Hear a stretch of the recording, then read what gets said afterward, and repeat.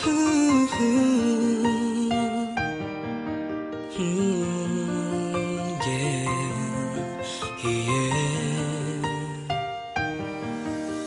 ិនដែលធ្លាប់គិតថាវាគឺជាស្នេហា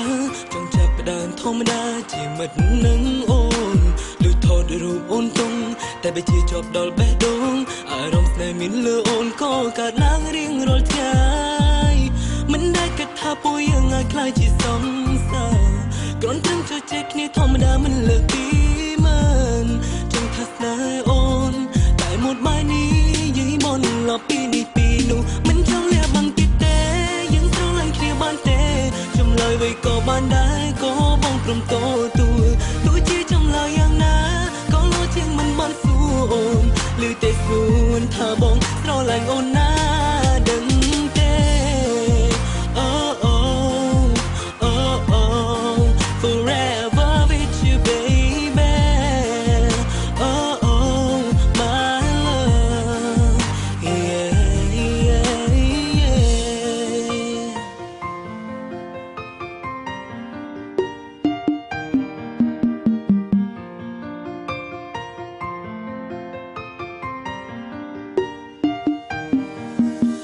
អូនតែគួរស្រឡាញ់រឿងរស់គួរឲ្យខ្លាញ់ចង់ប្រាប់ថាស្រឡាញ់អូនពេញបេះដូងតែពេលស្រឡាញ់គ្នាតែបងកាន់តែយល់ពីអូន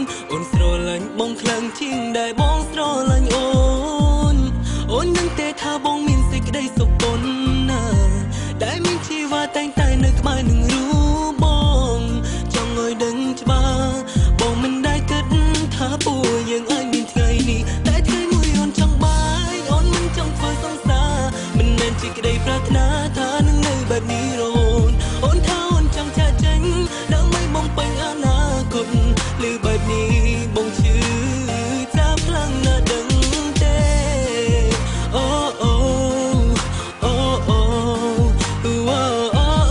ដឹងទេ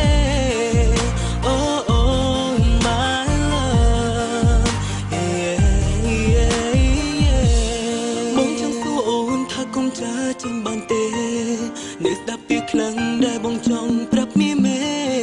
បងក៏មិនចង់ធ្វើសង្សារនឹងអូនដែរ